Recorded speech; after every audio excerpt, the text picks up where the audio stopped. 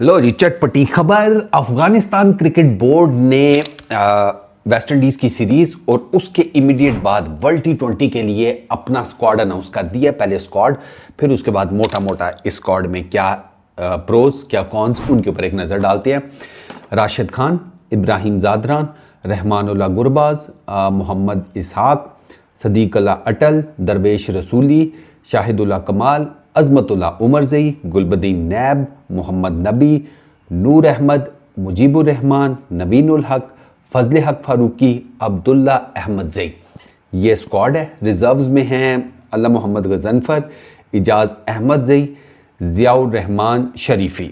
ये अफ़गानिस्तान का स्क्वाड है। राशिद खान इस स्क्वाड का जनाब कप्तान होंगे, द लीडिंग मैन वो राशिद भाई होंगे। ठीक है। अफ़गानिस्तान ने भारत और श्रीलंका में जो ये टूर्नामेंट होगा उसके लिए ये जो स्क्वाड अनाउंस किया है, इसके मेंबर्स हैं टोटल नंबर 15। ठीक है, 15 रुकनी स्क्वाड अनाउंस की है।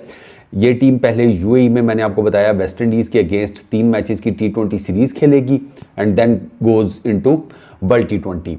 अच्छा, इस स्क्वाड में जनाब फजल हक फारूकी लेफ्ट आर्म पेसर, फिर मुजीबुर रहमान उनके ऑफ स्पिनर, ऑलराउंडर गुलबदीन नैब, फास्ट बॉलर नवीनुल हक, इनको शामिल किया गया है। फजल हक फारूकी और गुलबदीन नैब, ये जो अक्टूबर में बांग्लादेश की सीरीज़ हुई थी, जो बांग्लादेश का टूर था अफ़गानिस्तान का, आपको याद होगा कि उसमें ये नहीं थे। ठीक है, अब इन दोनों को ऑब्वियसली शामिल किया गया है क्योंकि सीनियर प्रो हैं दोनों। ठीक है ना, और एक्सपीरियंस भी है दोनों का ठीक ठाक।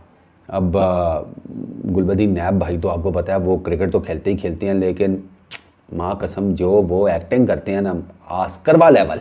ठीक है, और गुलबदीन भाई इस दफ़ा ना करना है यार। ठीक है, वो क्या शुगर लगा था वैसे, वो भी कमाल। फजल हक फारूकी, वो आपको पता है he is a really good bowler.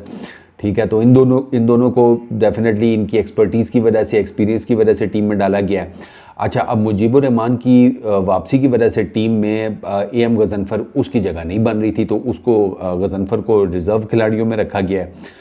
अच्छा, नवीनुल हक, नवीन का बेसिकली अगर आपको याद हो तो शोल्डर इंजरी हुई थी, फिर उसके बाद उनका वो शोल्डर जो है वो ऑपरेट हुआ था।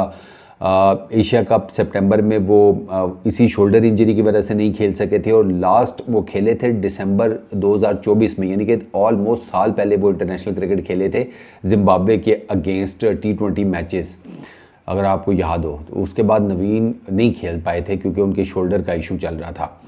तो नवीनुल हक की वापसी वो एक बड़ी इंपॉर्टेंट जिसे कहते हैं डेवलपमेंट है अफ़गानिस्तान की क्रिकेट टीम के लिए, क्योंकि Naveen is a really good bowler, और जिस किस्म की विकटों के ऊपर ये टूर्नामेंट होगा ना वर्ल्ड T20, वहाँ पर नवीन जैसे बॉलर्स जो हैं वो कामयाब रहेंगे। ये खोचल टाइप की विकटें मिल गई अगर उनको। ठीक है, तो कि इंडिया में कुछ तगड़े किस्म के बैटिंग ट्रैक्स भी हैं, बट वो डिपेंड करता है ना पिच किस किस्म की बनती है। अच्छा, लास्ट ईयर 2024 में अफ़गानिस्तान T20 वर्ल्ड T20 के सेमीफाइनल तक आया था। ठीक है, और ये उनकी किसी भी ICC के टूर्नामेंट में सबसे बेहतरीन कारकर्दगी थी। अच्छा, उसमें उन्होंने New Zealand, West Indies, Australia, Bangladesh, ये 4 तगड़ी टीमें थी, इन चारों को मारा था। ठीक है ना, और तगड़ा मारा था, तगड़ा जिसको कहते हैं वो। तो उस टूर्नामेंट में तो अफ़गानिस्तान अनस्टॉपेबल था। ठीक है, CEO जो हैं नसीब खान, उन्होंने कहा जी कि पिछले वर्ल्ड कप में टीम की कारकर्दगी बड़ी शानदार थी, और इस दफ़ा तो हम खेल भी एशियन कंडीशंस में रहे हैं, तो हमें ज़्यादा बेटर नतीजों की जिसे कहते हैं एक्सपेक्टेशन है। नसीब भाई ज़्यादा बेहतर क्या, आप पिछली दफ़ा वेस्ट इंडीज़ में आप सेमीफाइनल में पहुंच गए थे, इस दफ़ा एशियन कंडीशन है तो सीधा फाइनल ही ना विच कर देना है यार। हैं, थोड़ा हमारा भी ख्याल करना है यार नसीब भाई, पड़ोसी हैं हम आपके। अच्छा, प्लस वो डेफिनेटली वेस्ट इंडीज़ की सीरीज़ के बारे में उन्होंने कहा कि वर्ल्ड T20 से पहले हमें एक अच्छा ज़रा तगड़ा किस्म का ना एक प्रैक्टिस मिल जाएगी वेस्ट इंडीज़ के अगेंस्ट 3 मैचेस की जो हमने सीरीज़ खेलनी है, तो एक बेहतरीन मौका है हमारे प्लेयर्स के लिए, ज़रा कम्बिनेशन बन जाएगा, तैयारी हमारी हो जाएगी, बॉलिंग बैटिंग के जो हमारे यूनिट्स हैं वो ज़रा थोड़ा रनिंग में आ जाएंगे। और ये जो अफ़गानिस्तान और वेस्ट इंडीज़ की सीरीज़ है ये 19 से 22 जनवरी, 19, 20, 21, 22 इन 4 दिनों में खेली जाएगी। ठीक है, अफ़गानिस्तान ग्रुप B में है, ग्रुप D में है वर्ल्ड T20 में। ठीक है, और इनके साथ है न्यूजीलैंड, साउथ अफ्रीका, UAE और कनाडा। ठीक है, तो ये पूल थोड़ा टफ है अफ़गानिस्तान का, क्योंकि इसमें अफ़गानिस्तान की अपनी तगड़ी टीम है, न्यूजीलैंड भी है और साउथ अफ्रीका भी है। यूएई और कनाडा का तो मुझे इतना कोई नहीं लगता, लेकिन ये 3 टीमें आपस में टफ हैं, ठीक है ना। तो अब देखते हैं कि इन 3 में से आगे कौन सी जाएगी। मेरा वोट तो डेफिनेटली अफ़गानिस्तान के साथ होगा, सारी दुनिया को पता है। मैं तो चाहता हूँ कि वो फिर दोबारा से ज़रा वर्ल्ड T20 आ गया, काम चुके हैं। बस मुझे ना इसमें सिर्फ एक जो है ना थोड़ा डर है, डाउट है, वो है ये अफ़गानिस्तान का ना जो मिडल ऑर्डर है उनका मिडल ऑर्डर उतना तगड़ा नहीं है यार। मैंने देखा है ना, मैंने एशिया कप में भी देखा, मैंने उससे पहले ट्राई नेशन सीरीज़ में भी देखा, इवन उसके बाद भी बांग्लादेश, ये अफ़गानिस्तान का जो मिडल ऑर्डर है ना, ये उस तरीके से ना कुशन नहीं दे पाता, ना अपने टॉप ऑर्डर को, ना टॉप ऑर्डर अपने से नीचे वाला जो लोअर मिडल ऑर्डर है उसे। अफ़गानिस्तान का प्रॉब्लम यह है कि उनकी बैटिंग लाइनअप देखो ना तो ऐसे लगता है कि यहाँ तो उनका टॉप ऑर्डर है जिसमें गुरबाज, इब्राहिम ज़ादरान, सदीक अल अटल हैं, यहाँ फिर उसके इमीडिएट बाद वो आ जाता है जहाँ पर आप कह लो कि मोहम्मद नबी, राशिद खान और ये जो है ना प्लेयर्स, ये आते हैं क्योंकि ये ही बेसिकली परफॉर्म कर रहे थे इन अ वे के ये पीछे कुछ टाइम फ्रेम में। वो बीच में रसूली, अज़मतुल्लाह उमर ज़ई, इवन गुलबदीन नैब भी, इनको मल्टीपल लोगों को ट्राई किया जाता रहा है, वो कलीम भी हो गए, चल नहीं पा रहा।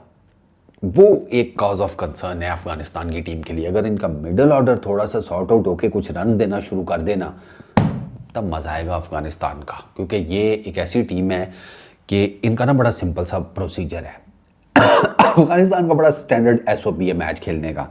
ये ग्राउंड में उतरते हैं, ये अगर टॉस जीत जाए ना तो इनके ज़हन में होता है कि भाई इस पिच के ऊपर पहले बैटिंग करते हुए ये पार स्कोर है, लेट्स से 150 है उस विकेट के ऊपर पार स्कोर, ये कहते हैं 150 कर लो किसी तरीके से। उसके बाद फिर ये अपने स्पिनर्स की फ़ौज उतारते हैं अपोजिशन के अगेंस्ट, और नॉर्मली ये अपने स्पिनर्स के वजह से ना उड़ा देते हैं अपोजिशंस को, ये उड़ा देते हैं। इनकी स्पिन अटैक इतनी ज़बरदस्त है, और इंडियन विकेटों का तो वैसे ही इनको बहुत पता है, क्योंकि IPL ये सारे लड़के जो हैं इनके मोस्टली IPL खेले हुए हैं, तो इनको इंडिया की पिचेस का बड़े अच्छे तरीके से पता है। तो ये अफ़गानिस्तान को लाइट मत लीजिएगा, ठीक है उनके मिडल ऑर्डर में प्रॉब्लम है, लेकिन अगर उनका मिडल ऑर्डर थोड़ा सा भी कंट्रीब्यूट करना शुरू हो गया ना, और अफ़गानिस्तान पहले बैटिंग करते हुए पार टोटल्स करना शुरू हो गया, अब उसमें थोड़ा सा अफ़गानिस्तान को ये देखना पड़ेगा कि सेकंड बॉलिंग अगर वो ऑप्ट आउट कर रहे हैं ना तो ड्यू का क्या हिसाब किताब है। क्योंकि अगर वो पार स्कोर ऊपर सेट कर रहे हैं पहले बैटिंग करते हुए, तो फिर दे नीड के सेकंड इनिंग में जब वो बॉलिंग कर रहे हैं और ड्यू बिल्कुल ना पड़े, क्योंकि ड्यू पड़ गई ना फिर उनके लिए प्रॉब्लम हो जाएगा। गीले गेंद के साथ स्पिनर क्या कर पाएगा, या फास्ट बॉलर गीले गेंद के साथ क्या कर पाएगा। ये अफ़गानिस्तान की जो टीम है ना उसको थोड़ा सा ये एक ट्रिक की पोर्शन है उनके लिए। मुझे पता है वो प्रेफर यही करते हैं कि पहले बैटिंग करें, पार स्कोर सेट करें, उसके बाद सेकंड बॉलिंग करते हुए ना अपने स्पिनर्स की वजह से मिडल ओवर्स में उस पार टोटल को ना शिकंजा बना दें हम दूसरे अपोजिशन के, रन्स रोक के, रन रेट बढ़ा के उनको गलतियों पर गलतियां करवा कर मैच जीत जाए। लेकिन अगर गेंद गीला हुआ ना, ड्यू पड़ी हुई, तो फिर अफ़गानिस्तान के लिए सेकंड बॉलिंग में प्रॉब्लम्स हो सकती हैं। तो अफ़गानिस्तान को थोड़ा सा ना ये देखना पड़ेगा। बाकी मेरी तरफ से best of luck to them. इस वीडियो में इतना ही, पीस आउट।